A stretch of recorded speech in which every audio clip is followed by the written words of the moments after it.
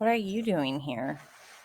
I keep Bodie on the leash when I take him for his morning walk, even though I know he'd love to chase a few squirrels. I used to let him off leash, but my mother just treated a lab that got hit by a car, and it was not a pretty sight. When we reached the lot near the recreation field, Bodie takes a leak, and I do too. I find a shady spot under a large beech, and Bodie sneaks in next to me. He ran through a stream on our way here, and now he has that wet dog smell. It's my favorite aroma on the planet, so I bury my face in his fur. Across the field, a group of women are playing softball. I ignore them and reach for my book. I suddenly realize I'm reading a comic where Calvin leans against a tree with Hobbs next to him in this exact same position Bodie and I are in. Weird. Derek Fallon, is that you? I look out to see Miss Williams running over from first base. She's wearing a red hot chili peppers tank top and high top sneakers, and her hair is in pigtails. Try to pretend I'm someone else and hide behind Bodie, but she's already across the field. How's your summer going? I can't look her in the eye. She's wearing cut off jeans and has a tattoo of a dove on her shoulder that I've never noticed. I feel like running home fast. I mumble something about having a stinky summer. She points to my Calvin and Hobbes book. I see her reading. That's not stinky. She bends down to pet Bodie, who slobbers all over Miss Williams' face.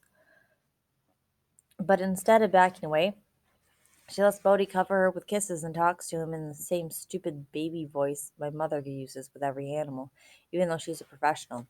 If some moron like Joe Brennan is across the field watching Miss Williams make out with my dog, I will never hear the end of it. I found the notes he wrote in the margins of the book you gave me. Were they helpful? A little. I take my sketchbook out of my pack and show her the Flip-Around movie of my summer so far.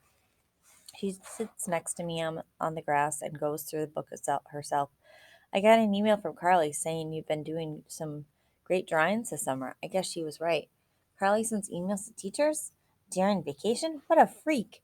I am forever grateful to the pitcher who yells, Annie, you're up! Miss Williams heads back to her position, calling over her shoulder for me to enjoy the rest of the summer. If she weren't my teacher, she would almost seem cool. I inhale Bodhi's aroma one more time and try to return to my book, but I can't. Carly emails Miss Williams. She said my drawings were great. I wonder why she never told me. When I get home, there are 3 emails waiting from Grandma saying how excited she is for our visit and asking if I want her to cook any special meals. I mail her back and tell her I can't wait to see her too. I also happen to mention barbecue chicken, mashed potatoes, and chocolate cake with coconut frosting. I know my mom would be mad, but the next site I go to is Susan James's guest book. I've read these entries several times already, but the ones by Lauren Hitchens are funny and nice. Reading her entries, I find out she was with Susan at the beach that day. No one said anything about Susan being with a friend. I decide not to say anything to Mom in case she thinks I'm obsessed and cancels our trip. I type Lauren's name into the search engine and learn she has a jewelry stall in an gallery in Chilmark, which just happens to be in Martha's Vineyard.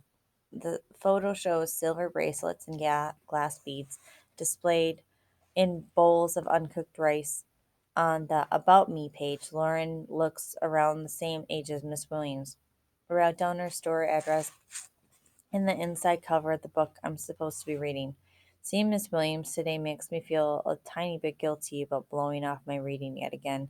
Instead, I try to decide what would be more fun. A. Spray my father's shaving cream around Bodie's mouth and run around the neighborhood pretending he has rabies. Or B. Get Henry to loan me his headgear, tie it to Bodie, and attach a stuffed animal to the front so he can chase it like a greyhound running after a rabbit. Both ideas seem fun, but my markers are calling. My hand hovers over the case. Deep blue? Orangey brown? I choose a lime green, grab a handful of cookies from the cupboard, and head for the porch to draw. Monkey see, monkey do. The medicine my mother ordered for Pedro comes in, and she plans on dropping it off before her yoga class. When I beg her to let me see Pedro again, she says I can come with her. I thought Mom's friend Debbie was the one who had Pedro as a companion, but it turns out to be your son Michael. He's 17 years old, has cerebral palsy, and is in a wheelchair. Pedro has been with Michael for 2 years. They're best friends. I'm kind of envious. Matt is great, but he's no monkey. While Mom tells Debbie about her conference, Michael wheels around the large, open apartment with Pedro on his lap. There's a basketball hoop on its lowest setting outside Michael's bedroom, and we shoot hoops to 21. Michael kicks my butt. When we're done, Michael picks up a laser pointer and aims it at the tall case of DVDs. Pedro jumps from Michael's lap, removes the correct DVD from the rack, and places it in the player. When Pedro hurries to the kitchen, opens the cupboard, takes out a bag of popcorn, and puts it in the microwave. It's everything I hoped hanging out with a monkey would be. The organization that trained Pedro is always looking for foster homes, Michael says. Your mom's a vet. I bet you'd have a good chance of getting one. I now have a new and exciting mission, talking my mother into letting us raise a monkey. When Mom says it's time to go, I ask if I can watch a movie with Michael instead of tagging along with her to the yoga studio. Debbie says that's fine, so Mom agrees to pick me up in an hour and a half. Pedro gets a bottle of water from the fridge and places it in the holder on Michael's chair. Pedro's little face seems almost human, and anyone can see he's looking at Michael with affection. I never really thought about my mom choosing veterinary medicine as a career, but for the first time I realized how cool it is to dedicate your life to helping little guys like Pedro and Bodie. As we watch the movie, I remember this is one Dad worked on a few years ago.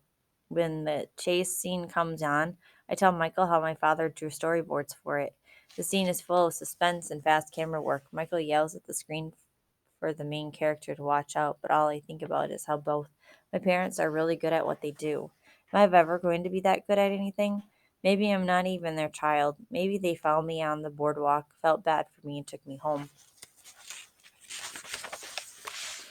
Pedro must be a super monkey who can read people's feelings because he inches away from Michael toward me. He sits between us, and when the car chase sequence ends, I'm back to my old self. Afterward, I show Michael my sketchbook. They're not as good as my father's drawings, I explain. I'm still learning. Michael spins his wheelchair toward the computer station in the corner and tells me to bring my book. You should animate those drawings, he says.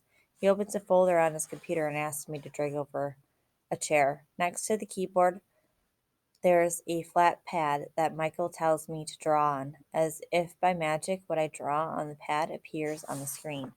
Then, Michael manipulates the lines of my drawing until they start to move. You're turning my illustration into a real cartoon? That's amazing.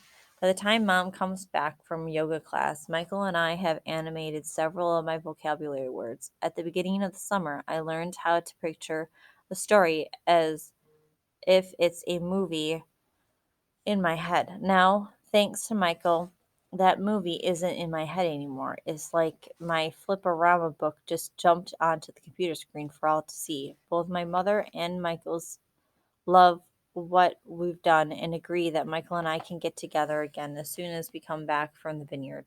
When Mom and I leave, Pedro jumps into my arms and to say goodbye. The entire ride home, I asked Mom if we can be a foster home for a capuchin like Pedro. Mom finds a million new ways to say no. She tells Dad about the work Michael and I did on his computer, and Dad gets excited. He says he's been avoiding that kind of animation software for his work, but I've inspired him to investigate some programs after we get back. As I pack my markers and sketchbook in my roller suitcase, I almost feel like I helped Dad with something important. Maybe he can return the favor by helping me talk Mom into getting a monkey.